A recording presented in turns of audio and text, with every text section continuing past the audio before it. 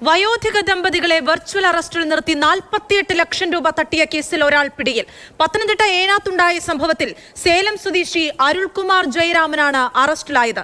കേസിലെ മറ്റ് 7 പ്രതികളും ഇപ്പോഴും വലയ്ക്ക് പുറത്തു തന്നെയാണ്.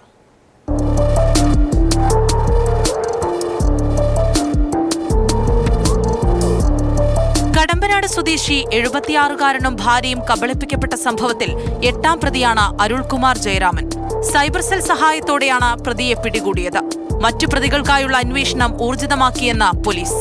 തട്ടിപ്പിനെക്കുറിച്ച് പോലീസ് പറയുന്നത് ഇങ്ങനെ: 2024 ഡിസംബർ 2-ന് 1ാം പ്രതി മോഹൻകുമാർ 76-കാരനെ ഫോണിൽ വിളിച്ചു.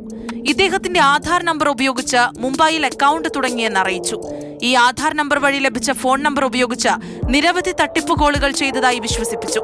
തുടർന്ന് ഇയാൾ 2ാം പ്രതി സ്വാതി എന്ന സ്ത്രീയെ മഹാരാഷ്ട്ര സൈബർ പോലീസ് SI ആണെന്ന് പരിചയപ്പെടുത്തി.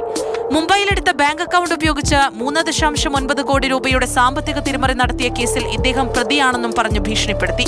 ഇദ്ദേഹത്തെയും ഭാര്യയെയും വീഡിയോ കോളിൽ നിരീക്ഷണത്തിൽ നിർത്തി. തുടർന്ന് രക്ഷപ്പെടുത്താൻ പണം ആവശ്യപ്പെട്ടു. അങ്ങനെയാണ് വയോധികൻ കടമ്പനാട് SBI ശാഖയിലെ പെൻഷൻ അക്കൗണ്ടിൽ നിന്നും 12 ലക്ഷം രൂപ 3ാം പ്രതി അനിൽകുമാറിന്റെ അക്കൗണ്ടിലേക്ക് നിക്ഷേപിക്കുന്നത്. അന്നുതന്നെ കടമ്പനാടുള്ള ഫെഡറൽ ബാങ്കിന്റെ അക്കൗണ്ടിൽ നിന്നും 8 ലക്ഷം രൂപയും മാറ്റി നിക്ഷേപിച്ചു.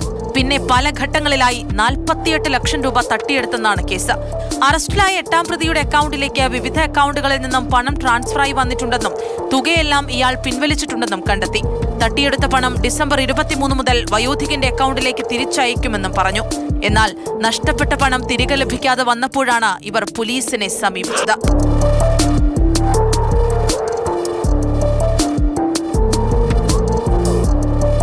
മാതൃഭൂമി ന്യൂസ്, പത്തനംതിട്ട.